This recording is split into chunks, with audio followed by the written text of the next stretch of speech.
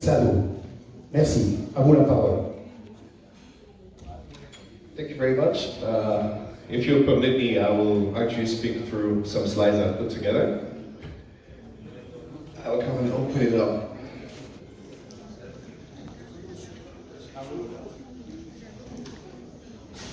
If I get the help to put it on the screen.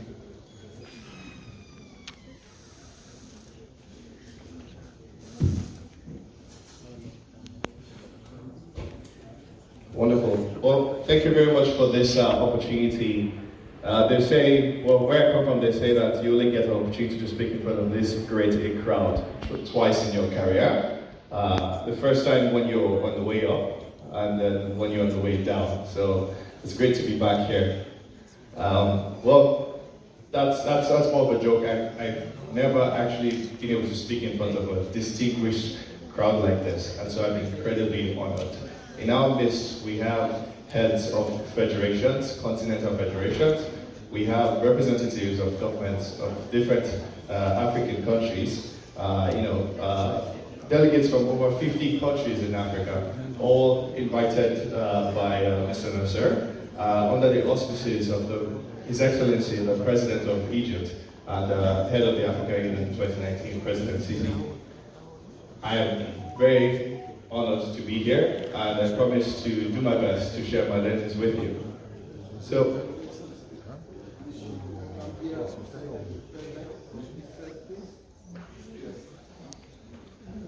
what is it?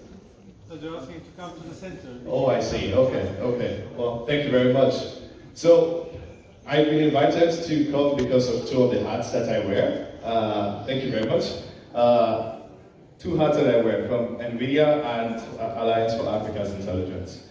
NVIDIA is the company with the largest, most adopted platform for artificial intelligence in the world. And over there, I drive cloud computing.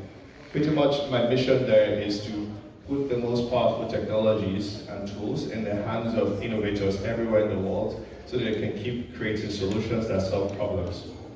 With Alliance for Africa's Intelligence, that is the largest community of people doing artificial intelligence, AI, in Africa. And so please, if you're not part of it already, you should join that community. I'll tell you more about it later, especially as it relates to the topic we have here, which is sports in Africa and taking corruption out of that.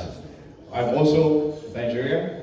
I am very Pan-African, and I'm also a huge lover of sports. And so let's talk more about sports.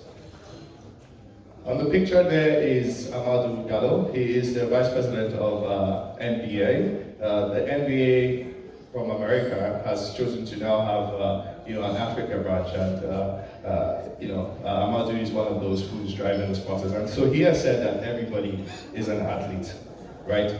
What are the characteristics of athletes, and do you agree that you're an athlete? There's so many words that are used to describe athletes, from focus to commitment to competitiveness, adaptability. I mean, I don't know, do you recognize any of the words on the slide as being something you see for yourself? If you do, then you're an athlete. As one of the earlier presentations today, I think Gianni Mello mentioned that sports can be used to instill strong values in people. And so this is one of the strong reasons why we should protect sports in Africa, in Egypt, and the rest parts of the world. Well, this is an old photo I found this morning only, actually, from one of the first times I started to learn how to pick up values that now guide me through the rest of my work.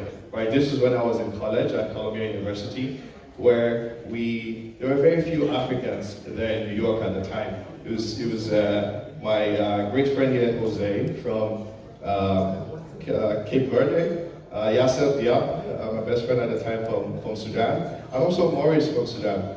And then we convinced everyone else that they're African too, especially because, in my view, everybody in the world is either an African or an African exports. And so they've joined us. And together, we weren't necessarily the strongest team in the school when we came together.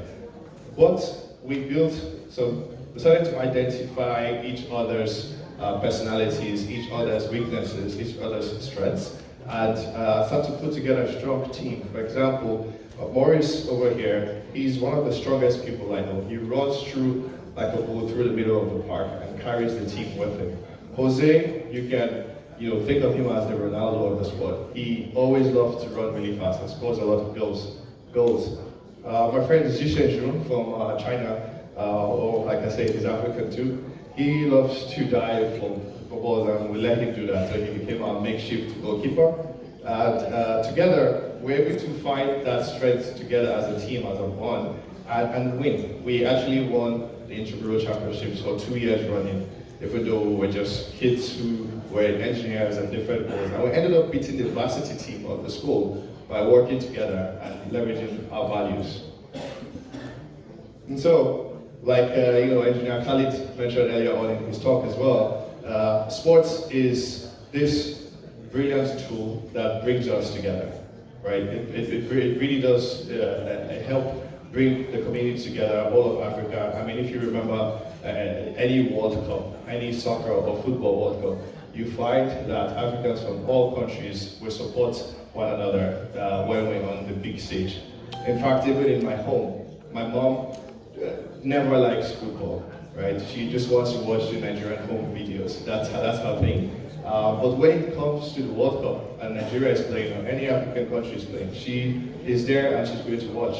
For example, I remember in 1996, 6 a.m. in the morning, I was woken up by her screaming, running around. And this was to find out that Nigeria had won the Olympic Games, and this was great. So these are some of the reasons why we really have to protect sports, as it's an important guide of ethical framework of the society. We have to protect it from forces like corruption, be it in the offices that organize sports activity or on the field. Today in my talk, I would like to focus more on the field and talk about the players and the crowd, and not so much on the offices as most of my other colleagues have touched on those type of parts of corruption. In fact, there's a quote that I like. I actually wrote it down, so I'll read it for you. It is, so corruption stems from a place of desire to win. Hence, the key to eradicating corruption doesn't lie only in transparency and eliminating all the bad eggs per se, but in providing clean opportunities and alternatives for success so that the eggs don't go bad in the first place. So yeah, this is a quote I like because I wrote it myself this morning. So given that, I would love to be able to share some opportunities, some examples of how we can create better opportunities for our players, for our coaches, for everyone involved in sports, so they don't have to look at corruption as the way to excel. We are all athletes and we all want to win, and there are other ways to do it. Technology is one of the important ways, artificial intelligence particularly, and let's take a little tour around the world to see how the world has been applying this important technology to the world of sports. So there will be some videos that will play in silent, and I'll just explain what is happening. For example, over here, if you think about the rules, you can use technology and AI to protect the rules of the game. And in this case, they are tracking the 3-pointers in basketball, and so they can know exactly when the player has made the 3 points. You can also use it for the players. They wear sensors in their shoes or their wrists, and you can track how they play and help them improve, right? Or even for the viewers, you can get real-time analytics with some glasses that you can put on, and it will help you really understand and engage and be entertained better, right? There's a second video that's pretty similar, but a different game, where you see in football, you're all probably familiar with the goal line technology, right? Even in Africa, I think we're using this as well. And then the new VAR, right? If you watch the English Premier League, you would see how everyone is now talking about the VAR. With the players, it can track, the health of the player and let you know exactly when it's time to take a rest or to move forward. And in the field of journalism as well, artificial intelligence is very important to help automate the process of creating articles and media to entertain the audience. These are just a few examples, and I would go ahead and sort of summarize for you. There are many ways artificial intelligence can help improve outcomes in sports and help you excel and win and not look to corruption. There are I break it down into 4 key stakeholders, from the journalists to the authorities, the players, and the coach. Right? In the field of journalism, like you saw, it can help you automate media creation. You can think of a small media team of 5 to 10 people being able to cover sporting in an entire country or an entire continent because they have, they can just pick up the videos from all of these places, automatically identify the highlights, and automatically spin out articles, which they will obviously then cross-check and ensure it's been written properly and ship it out. That there reduces a lot of cost and allows a small team to do a lot more without having to employ thousands of people to go around the entire country or the continent to cover it.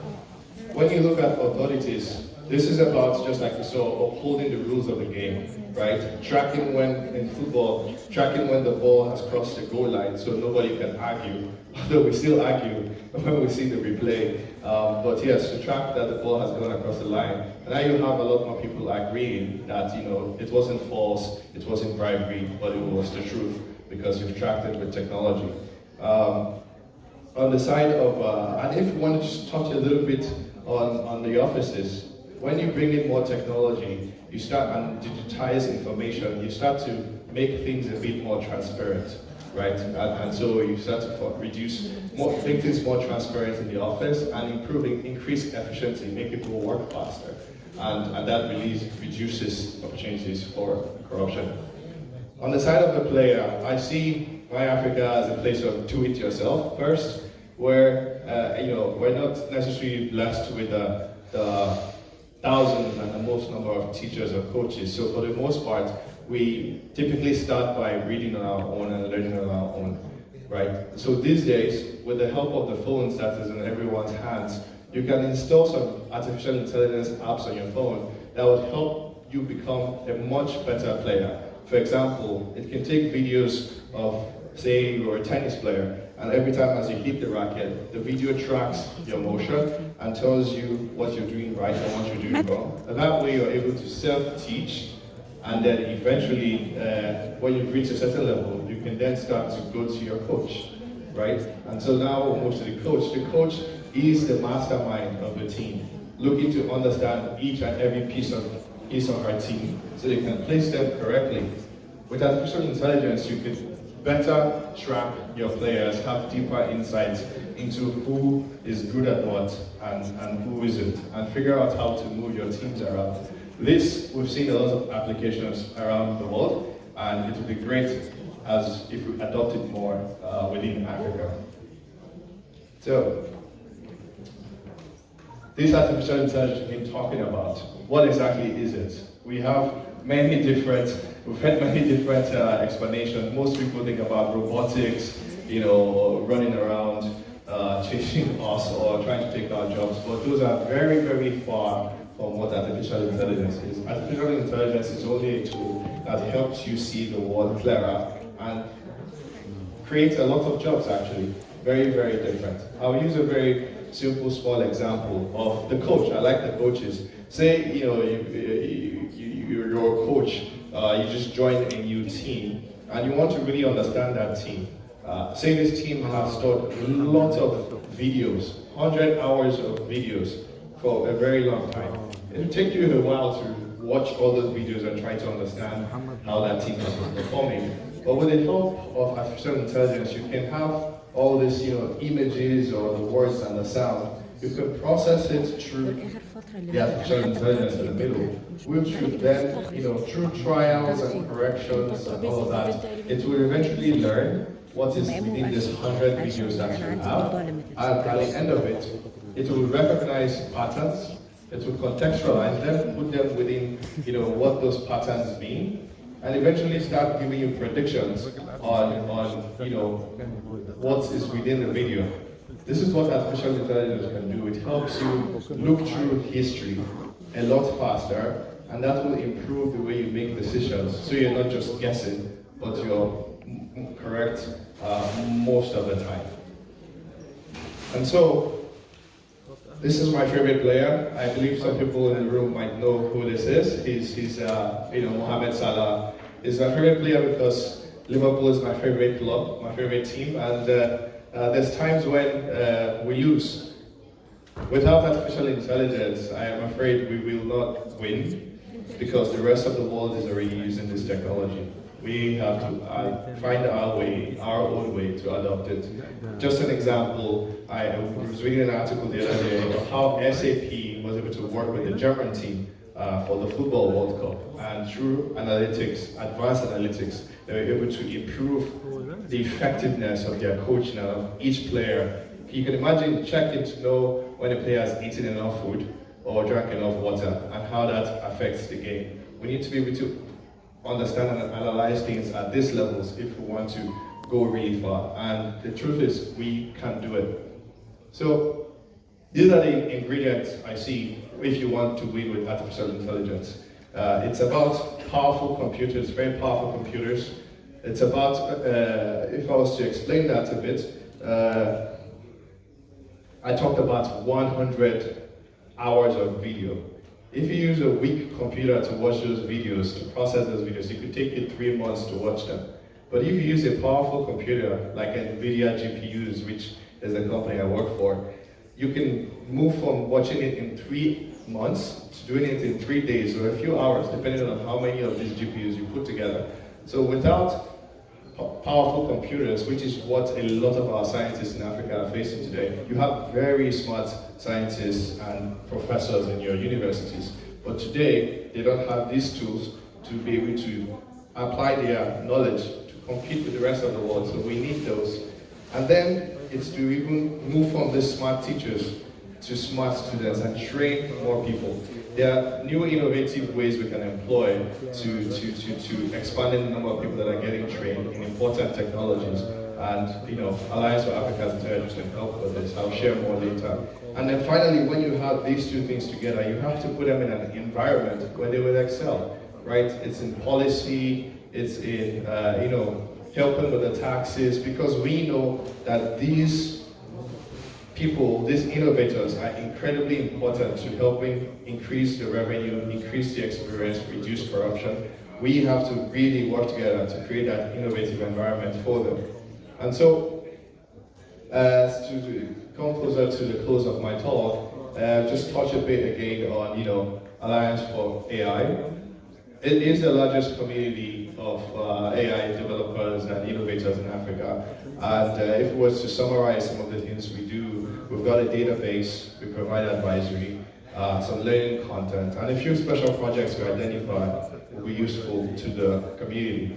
On the database side, you can go on Alliance for AI today and find a list of training programs that are close to you and see. I think someone asked about blockchain earlier on and how we can train our people. There are some schools that are teaching this, but really it's mostly training programs or vocational centers before the actual universities catch up. And so we try and find those and provide that. We try to put some content together ourselves also, but I'm sure with the support of people in the room, we can create even more content. So please talk with me later if that's something you're interested in. And on the advisory side, we go out of our way to try and find the smartest Africans within Africa and also in the diaspora. You will agree Africans are incredibly intelligent and work for some of the best companies in the world. We can leverage their knowledge to help us make better decisions. And so within Alliance for AI, we do go around the world to find these Africans in the diaspora and form this advisory body where we start to talk with organizations like the Africa Union and some other African country governments to talk about decisions like applying artificial intelligence. What does it mean? How do they understand it better? What infrastructure do they need? And what kind of ethical decisions do they need to think about? So these are some of the things we work on, and you can obviously go check the website for some more or follow us on social. And within Egypt, I got very impressed. We did a scan of Egypt to find the artificial intelligence companies here. You do have many more than those 5, but I got very excited by them. I put them up here to inspire people to go check them out and see what they're doing. They're very inspiring, and let's learn from them. And even I'm not entirely sure any of them is applying their information to sports, but we should, if they're not, work with them or even create more of these companies. And when you do, we should add it to the Alliance for AI list as well. To close the talk, finally, a light bulb moment. We're thinking through, I've heard so much over the past 2 days about some of the phenomenal work of everyone in the room. I started to think, how can I call on you, my African sisters and brothers, to work together to create what I've been thinking of. It's called, a Center of Excellence and Innovation for the application of AI in sports. How can we do this? Well, we'll create chapters within each of your countries and work together to provide those elements of powerful computers, incredible talent, and favorable environment to grow. We should all think about this, especially, what's a better organization to orchestrate this than, the OXA and also ANOCA here, giving their reach across the entire continent, and it could be one of the projects of Alliance for AI. So this is a food for thought for everyone in the audience, and with that, I will I would close and let the rest of our panelists come up here, but just say I'm very inspired to be here in front of Egypt where the pyramids started. And so just like from the time of the pyramids, let's continue to expand the intelligence of Egypt to the rest of the world as we continue to grow. Thank you very much.